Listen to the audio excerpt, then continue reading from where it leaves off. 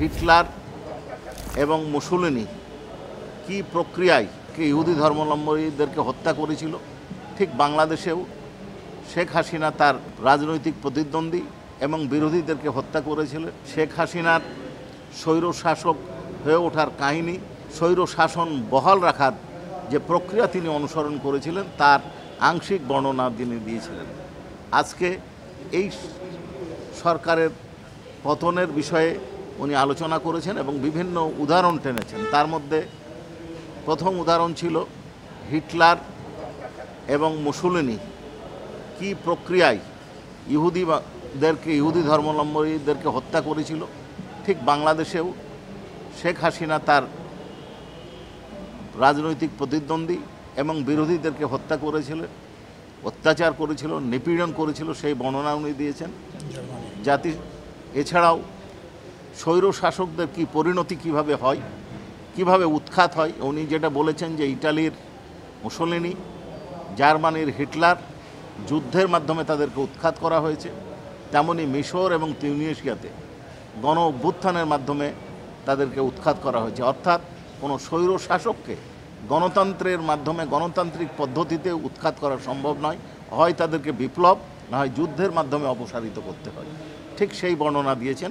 এবং এই গণতান্ত্রিক জনগণের আকাঙ্ক্ষা বিপ্লবের মাধ্যমে এই সরকারকে উৎখাত করতে গিয়ে সরকারের পরিকল্পিত লেথেল উইপন ব্যবহার অর্থাৎ গুলিবর্ষণের মাধ্যমে যে 1400-এরও বেশি মানুষ নিহত হয়েছে, জাতিসংঘের রিপোর্টে যার উল্লেখ করেছে তার বর্ণনা দিয়েছেন।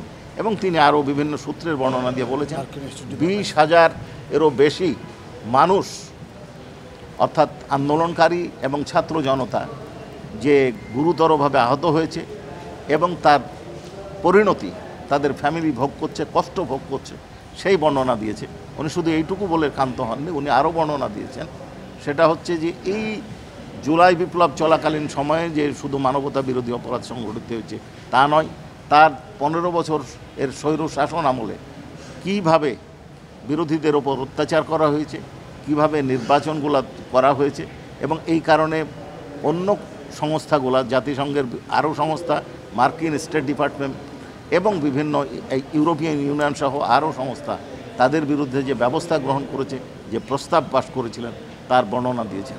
এবং সর্বশেষে তিনি কামনা করেছেন, আকাঙ্ক্ষা পোষণ করেছেন, যেহেতু এই সরকারকে জন আকাঙ্ক্ষার মাধ্যমে জনবিপ্লবের মাধ্যমে উৎখাত করা হয়েছে, দ্বিতীয় বিশ্বযুদ্ধের পর যেমন হিটলার এবং মুসোলিনির আগমন যেন না ঘটে, নেভার এগেন এই শব্দটা উনি ব্যবহার করেছেন 2 বার, অর্থাৎ বারবার আবার যেন এই শাসন ফিরে না আসে।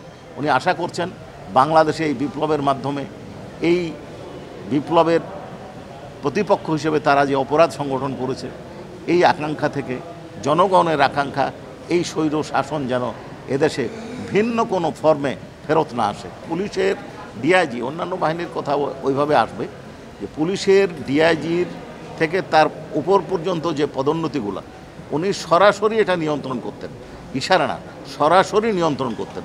তিনি যাকে মনে করতেন তাকে ওই পদে পদোন্নতি দিতেন, যাকে মনে করতেন না তাকে দিতেন না। দেশে যে অপরাধ বা কোনো ঘটনা, অপরাধের পার্টিকুলারলি অপরাধটা বলেছেন, তার নির্দেশ ছাড়া হওয়া সম্ভব ছিল না। এছাড়াও যারা দায়িত্বে আছেন তাদের উচিত ছিল এই ধরনের অপরাধ সংগঠন করলে, যদি বেআইনিভাবে কোনো ঘটনা ঘটে থাকে বা কেউ যদি কোনো অপরাধ সংগঠন করে থাকে, ঊর্ধ্বতন কর্তৃপক্ষের উচিত ছিল এই অপরাধ বন্ধ করার জন্য ব্যবস্থা গ্রহণ করা। যারা দায়িত্বে ছিলেন তারা এই ব্যবস্থা নির্দেশ দিয়েছেন এবং অনেকে আবার ব্যবস্থাও গ্রহণ করেনি, যাদের এই এখতিয়ার ছিল তারাও এই ঘটনার জন্য দায়ী। দেশে দেশে সবার সাথে দ্য নিউজ।